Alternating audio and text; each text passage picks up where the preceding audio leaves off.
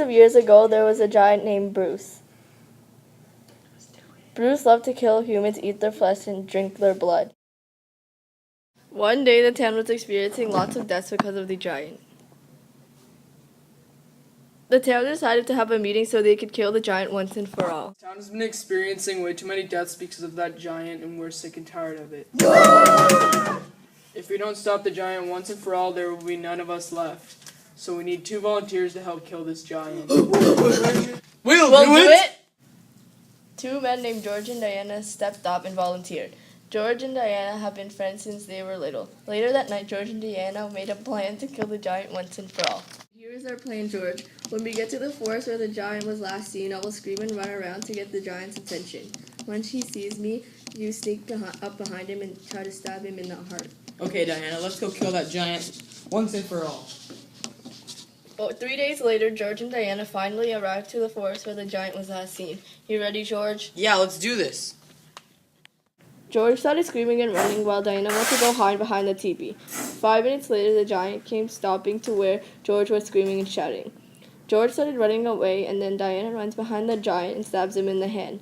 The giant screams and turns around and sees Diana. The giant was furious and grabs George with his hand and started to walk away with George.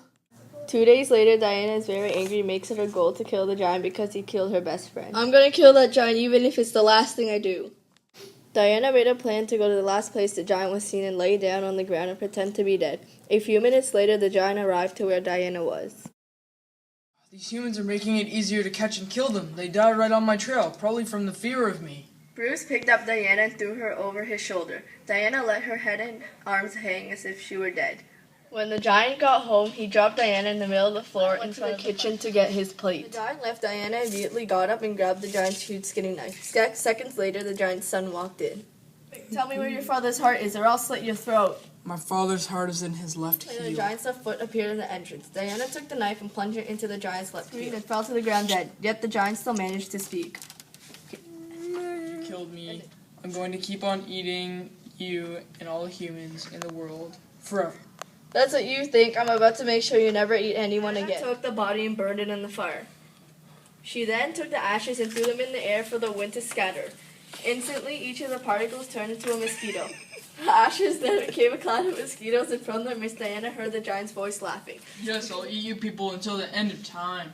As the giant spoke, Diana felt a sting and a mosquito started sucking her blood. Then many mosquitoes stung her, and she began to scratch herself.